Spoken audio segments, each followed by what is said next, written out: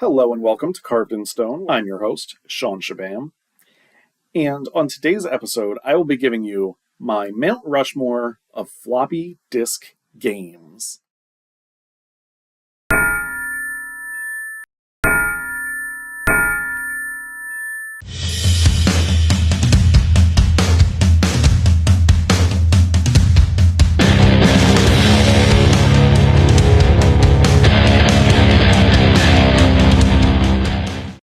Now, when I talk about floppy disks, I'm not talking about the 3.5-inch ones where you could play with that little piece of metal at the bottom or whatever it was. No. We're going way more old school than that. Okay, I am talking about the first floppy disks, the ones where if you grabbed them too hard, they would rip in half. Let me tell you one thing up front. If you were a hardcore gamer in the floppy disk days, there's a good chance you are going to hate a lot of my picks today. Don't think of this episode as the definitive list. Actually, never think of my lists as the definitive list. Today, just think of it as a trip down memory lane. These were the games that I grew up playing and enjoying on floppy disks, not the greatest games of all time. If you have a differing opinion, that's cool. Let me know what you enjoyed, and maybe I'll look up those games and see if I ever played them and just forgot about them. More likely than not, I just never played them. I'm a stick with what works kind of guy, and if I find something I enjoy playing, I'm going to be sticking with that for quite some time. So let's try not to get too upset about this. It's not that serious. I'll be showing the covers of the games today and some stills of gameplay. Some of the games were available for systems like Atari, not just the PC. So if you see a cover labeled as something like Atari or something that has something to do other than the computer, just know that I'm aware of it, and I found what I could. When I was thinking about what games to add to this, it turned out I kept remembering more and more cool games. So I have quite a few honorable mentions today. I'll give them to you throughout the course of the reveals, and let's get to the first honorable mention right now. Let's get it out of the way. Earl Weaver Baseball. This game allowed both arcade-style gameplay and a managerial mode ahead of its time. You could create your own stadiums, tweak your team, and shift your defense based on scouting reports. Maybe it was so far ahead of its time that it was a little overwhelming. I remember really enjoying this, but it doesn't quite land a spot on my Mount Rushmore. Maybe we'll see if a baseball game gets up there later, though. The first reveal today. I've mentioned this game a time or two in other episodes, and it is the Oregon Trail. A game so relevant to culture of certain age groups that there is actually a micro-generation that I am part of, known as the Oregon Trail generation. If you grew up regularly playing the Oregon Trail in your computer classes when you had free time to play games, if you died repeatedly of dysentery, if you have ever caulked a wagon, and if you can remember using a typewriter, a corded phone, can fix a cassette, owned a Discman, remember DVDs being the latest advancement in tech, have downloaded from Napster and iMesh, especially a mislabeled song, understand the internet but still remember dial-up, and can write cursive, there's a good chance you're part of that generation. Usually defined as people being born about 1977 to 1983, members of the Oregon Trail generation know what it's like to have phones that you talk on without snapping photos or texting, but we're also not intimidated by new technology, can figure it out, and still get excited for the newest phone upgrade because we're adaptable to the times. Maybe I should talk about the game. Well, I did mention dying of dysentery and caulking a wagon, so there was that. Players took on the role of a wagon leader guiding a group of settlers from Independence, Missouri to Oregon's Willamette Valley in the mid-1800s. The game mixed strategy and survival. Players had to manage resources like food, clothing, ammunition, and spare parts while making choices about pace, rest, and river crossings. Along the way, random events like disease, broken wagons, or bad weather could put a bump in the plans. One way to acquire food was to hunt it in minigames. But you needed to have ammo, and then if you scored a ton of food, you wouldn't always be able to carry it all. You could also make in-town trades or just go to a store if you were near one. or near a town and buy something. If you're wondering how much money you'd have, that depended on what your occupation choice was at the start. Different professions came with different skills that made some things harder and some things easier as you played. The overall goal was to balance risk and planning to survive the 2,000-mile trek. You could finish with just one person, but you did try to get all 5 safely to Oregon.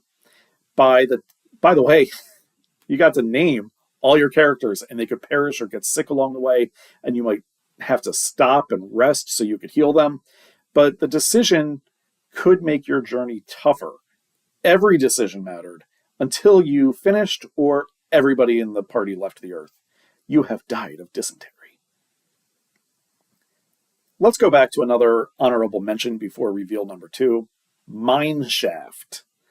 I feel like this one probably wasn't too popular and may not be remembered by many. It doesn't even have its own Wikipedia page. In this game, players navigate a mining car through a flooded mine shaft, dodging robot miners to collect gems. I seem to recall this being the first game I ever played that hooked a joystick up to the computer. Can't swear to that, but it's the first one that I can swear that it was the first one I remember. I can't swear it's the first one I played. But anyway, good game, not quite on the mountain. Next atop today's Mount Rushmore, the foreshadowing Payoff. Yes, there is a baseball game on this mountain, and it is Micro League Baseball. It was a baseball simulation game with great teams to select from across different timelines. You could be a team like the 27 Yankees. I was usually the 80 Phillies. I am very familiar with the 1980 Phillies, despite being born in 81 and not seeing them play, thanks in main part to Micro League Baseball. It's why I know a lot about them. You watched the game and controlled your pitcher. You would choose what pitches he would throw and how your hitters would approach their plate appearances. You didn't actually control the gameplay. Like I said, it was simulation, but you called it and watched the magic unfold. I remember when you were on the mound, you'd hit 1 for fastball, 2 for curveball, 3 for slider, 4 for changeup, 0 for a mound visit. If you did more than 1 mound visit in an inning, you were forced to change pitchers.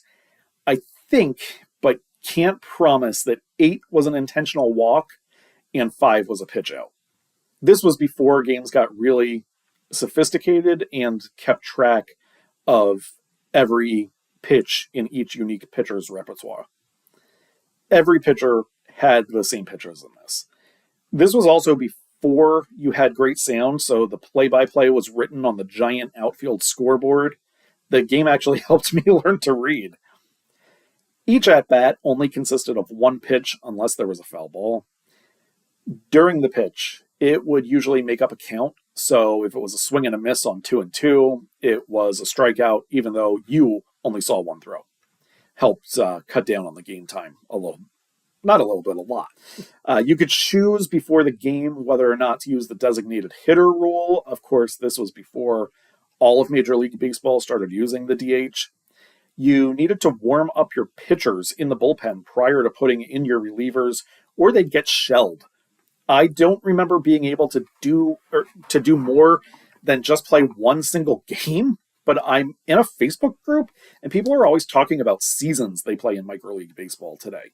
But with the teams from the original game, that's who they're doing seasons with. Maybe there's some sort of extension that they use, or maybe I just forget certain functions. I've never bothered to ask. I just like reminiscing on old games like this. I actually have a ton of honorable mentions today. I have 4 more plus 2 games on the mountain to go. So I'm going to go through 2 honorable mentions right now somewhat quickly. Before I do that, I'm going to say that most of these games I haven't seen or played in years or even decades. I have a Super NES Classic, and I loaded some more NES and Super NES games onto it, besides the ones that it came with. And I was really, really excited to play some of these old games I hadn't played in so long. And for most, not all, but most, I was severely disappointed because they're just not as good as I remember after living with the technology we have today. That said, I'm trying to remember these games as fondly as possible. I didn't go back to play them today because I don't want to be disappointed again, plus you can't find a lot of them. Back to the honorable mentions. Karateka was a martial arts game where you tried to rescue Princess Mariko from Akuma's castle fortress. Yes, your goal was to rescue a princess from a captor's castle. I bet you never heard that one before. Fun game. Another honorable mention is Tic-Tac-Show. It was a quiz game where you tried to answer questions correctly against an opponent to score an X or an O and get 3 in a row, like in Tic-Tac-Toe or Hollywood Squares. Hollywood Squares is probably a better example of that, given that you had to answer the questions correctly. You don't have to agree with anyone. You just pick the answers yourself. So I guess it wasn't completely like Hollywood Squares, but I digress. There were a number of categories, and you could even create your own. Back to who is on my Mount Rushmore of floppy disk games, Mount Floppymore. Jumpman. This game was awesome. Jumpman is all about one mission: defuse every bomb on the screen. To do that, you've got to touch each one while navigating platforms, ladders, and ropes. There are 2 types of ropes, and each one only lets you climb in a single direction, so movement strategy matters. The game plays out across levels that represent floors inside 3 buildings. You clear all the bombs on one floor, and the screen scrolls to the next. Once you finish a building, you move on to another, with the order randomized so you don't get stuck replaying the same challenge. Now, there are hazards.